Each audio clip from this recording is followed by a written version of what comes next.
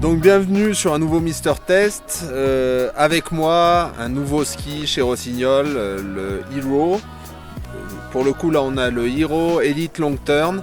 Long Turn pourquoi? Parce qu'il y a des Long Turn et Short Turn, selon qu'on désire faire des virages plus ou moins courts typé slalom ou plus ou moins longs typé géant. Cette version avec la fixation et la plaque Racing, elle est à 849 €. Faut savoir que on a aussi possibilité de le monter avec une plaque beaucoup plus mince, une plaque TPX, et dans ce cadre là le ski sera presque tout aussi bien, un peu moins performant, mais par contre beaucoup plus accessible et encore plus léger sous le pied. C'est un ski qui a fait les comparatifs. On a voulu le remettre sur le Mister Test parce qu'effectivement il apporte beaucoup de choses. Il apporte un toucher de neige qui est assez exceptionnel, c'est raffiné du début à la fin de la courbe.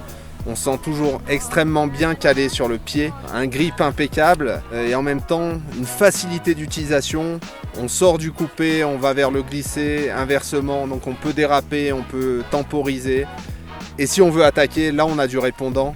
Donc un ski qui apporte beaucoup de choses, sur piste évidemment. On peut même aller chercher de la performance dans un tracé, en géant de préférence. On n'est pas sur un géant FIS, hein, attention, mais pour la plupart des bons, voire très bons skieurs qui ont envie de se faire plaisir sur un géant ou une flèche, ils vont se régaler avec ça.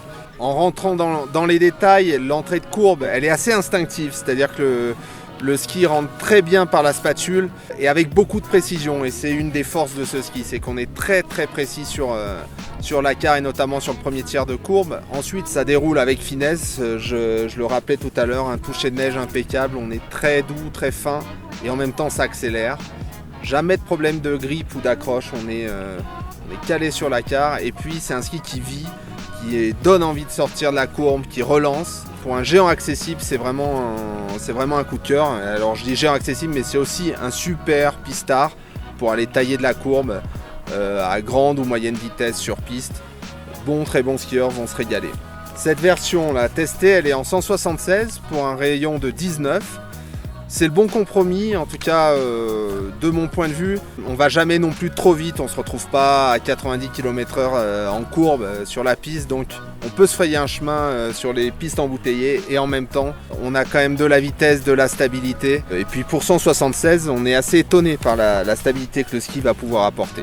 Un point sympa aussi de ce ski, c'est qu'il ne se skie pas uniquement de quart à quart et sur des virages moyens et longs typés géant. Vous pouvez faire de la godille avec, effectivement, pas en virage coupé, mais de la godille dérapée sans problème. C'est un ski qui s'adapte à vos besoins. Alors je ne le conseille pas avec cette plaque Racing, parce que cette plaque Racing le type un peu plus géant, mais avec une fixation plus grand public, qui ne lui fait pas perdre ses qualités en termes d'accroche. Elle le rend un peu moins puissant, mais par contre elle le rend beaucoup plus joueur et accessible. Le ski en lui-même a déjà de très belles qualités, pas besoin d'en rajouter.